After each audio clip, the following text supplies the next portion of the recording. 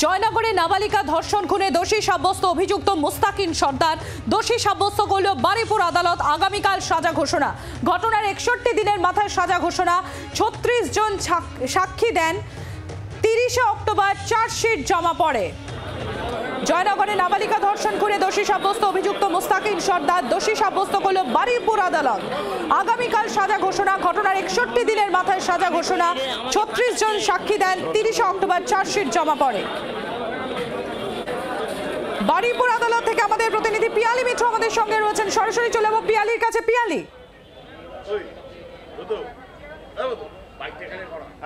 একেবারে দেখো, অত্যন্ত গুরুত্বপূর্ণ ছিল এই মামলা। তার কারণ তুমি জানো যে আরজি করের আবহে যখন উত্তাল ছিল কলকাতা, গোটা রাজ্য জুড়ে বিক্ষোভ চলছিল, সেই সময় আরও একটা যৌন নির্যাতনের খবর সামনে আসে এবং একেবারে জয়নগরের 9 বছরের এক বালিকা, তাকে ধর্ষণ করে খুন করা হয়। ওই ছাত্রী, তুমি জানো, ক্লাস 4-এর ছাত্রী, টিউশন পড়তে গিয়েছিল, তারপরে নিখোঁজ হয়ে যায় এবং পরিবার প্রাথমিকভাবে পুলিশের বিরুদ্ধে নিষ্ক্রিয়তার অভিযোগ চলে। সেই ঘটনায় মামলা রুজু করে তদন্ত শুরু করে পুলিশ এবং মুস্তাকিন সর্দার নামে একজন অভিযুক্ত, তাকে গ্রেপ্তার করা হয়।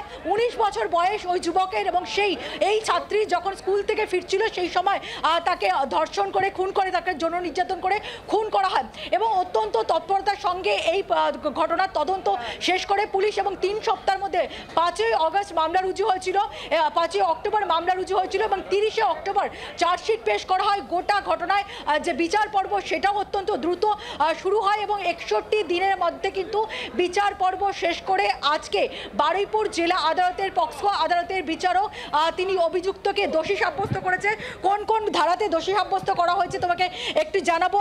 ভারতীয় ন্যায় সংহিতার 137 ক্লজ 2, 140 ক্লজ 1, 143, 65 2, 66, 103 অর্থাৎ খুন, 238 বিএনএস এবং পক্সো আইনের 6 নম্বর ধারাতে মুস্তাকিন সর্দার এই ঘটনায় একমাত্র অভিযুক্ত, তাকে দোষী সাব্যস্ত করা হয়েছে এবং বিচারক যেটা জানিয়েছে আগামীকাল সকাল 10:30টার মধ্যে সাজা ঘোষণা হবে, যেটা অত্যন্ত গুরুত্বপূর্ণ। তার কারণ এর আগে আমরা দেখেছিলাম যে আরজি করের ঘটনার পর মুখ্যমন্ত্রী মমতা বন্দ্যোপাধ্যায় তিনি এই যে ধরনের অপরাধের ক্ষেত্রে অপরাজিতা বিল নিয়ে আসে এবং যাতে এই ধরনের অপরাধের দ্রুত বিচার হয় সেই বিষয়েও তারা সরব হয়েছিল এবং এই ঘটনায় 60 দিনের মধ্যে বিচার পর্ব শেষ করে অভিযুক্তকে দোষী সাব্যস্ত করা হয়েছে। আগামীকাল সকাল 10:30টার সময় সাজা ঘোষণা হবে।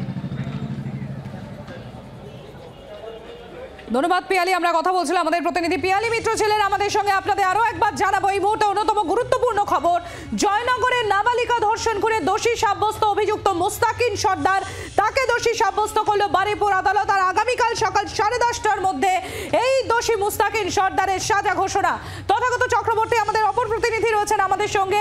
তথাগত, একদমই এই ঘটনায় কিন্তু নির্যাতিতার বাবা তিনি বিচার কক্ষেই ছিলেন এবং তিনি এই রায়কে ইতিমধ্যে স্বাগত জানিয়েছেন এবং তার যাতে দৃষ্টান্তমূলক শাস্তি হয় আগামীকালই তার সাজা ঘোষণা এবং এই দাবি তিনি প্রথম থেকেই করে আসছিলেন এবং শেষ পর্যন্ত বারুইপুর জেলা পুলিশ এবং রাজ্য পুলিশের একটা বিরাট সাফল্য, সেই হিসাবে কিন্তু বারুইপুর জেলা পুলিশের পক্ষ থেকে এটা তারা দেখা হয়েছে এবং এই ঘটনায় যে বিশেষ টিম গঠন করা হয়েছিল পুলিশ সুপারের নেতৃত্বে, সেই তারা কিন্তু দিনরাত পরিশ্রম করেছিলেন এবং তার ফলে কিন্তু দ্রুত বিচার প্রক্রিয়া যেটা সম্ভব হয় এবং বেশ কয়েকজন সাক্ষী ছিল, তা সেই সমস্ত সাক্ষীদের সাক্ষ্য নেওয়া হয়েছে এবং তারপর কিন্তু তার আজকে যে দোষী সাব্যস্ত ঘোষণা করা হলো এবং এই ঘটনাতে কিন্তু পরিবারের পক্ষ থেকে এই যে দোষী সাব্যস্ত করা হলো তাই মুস্তাকিনকে এবং সেই যে ঘটনার সাথে যুক্ত সেটা কিন্তু তার পরিবারের পক্ষ থেকে প্রথম থেকেই জানানো হয়েছিল এবং এই ঘটনায় তারা জয়নগর থানায় অভিযোগ দায়ের করেছিলেন এবং তারা চূড়ান্ত শাস্তির দাবি জানিয়েছিলেন এবং এখনো পর্যন্ত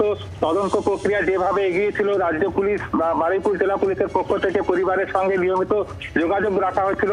নির্যাতিতার বাবা যেটা জানিয়েছেন যে তারা এই তদন্ত প্রক্রিয়ায় খুশি এবং এখনো পর্যন্ত বারুইপুর জেলা পুলিশ যেভাবে তদন্ত করেছেন এবং যেভাবে সাক্ষ্য গ্রহণ করেছেন, জিজ্ঞাসাবাদ করেছেন এবং এই তদন্তের যে অগ্রগতি যেভাবে ঘটেছে তাতে কিন্তু নির্যাতিতা এবং তার পরিবার খুশি এবং এই ঘটনার পরে তারা বেশ কিছুদিন পরে তারা নবান্নে গিয়ে রাজ্যের মুখ্যমন্ত্রী মমতা বন্দ্যোপাধ্যায়ের সঙ্গে দেখা করেছিলেন এবং সেখানেও কিন্তু তদন্ত প্রক্রিয়া নিয়ে তারা সন্তোষ প্রকাশ করেছিলেন এবং তাদের যেটা বক্তব্য যে তদন্ত প্রক্রিয়া চলছিল এবং তদন্ত প্রক্রিয়ার মাধ্যমে যে দ্রুত শাস্তির ব্যবস্থা করা হলো, তো সেই বিষয়টিকে স্বাগত জানিয়েছেন নির্যাতিতার বাবা এবং তিনি নিজে বিচারপতি উপস্থিত ছিলেন এবং তিনি জানিয়েছেন যে তার আগামীকাল সাজা ঘোষণা রয়েছে এবং সেখানে চূড়ান্ত শাস্তির ঘোষণা করা হবে, এমনটাই কিন্তু তিনি আশা প্রকাশ করেছেন। সম্প্রীতি।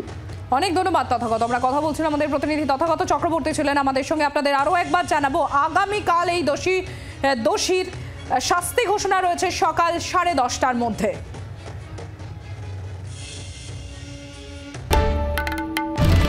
বাংলার আওয়াজ, বাঙালির আবেগ, জি 24 ঘন্টা।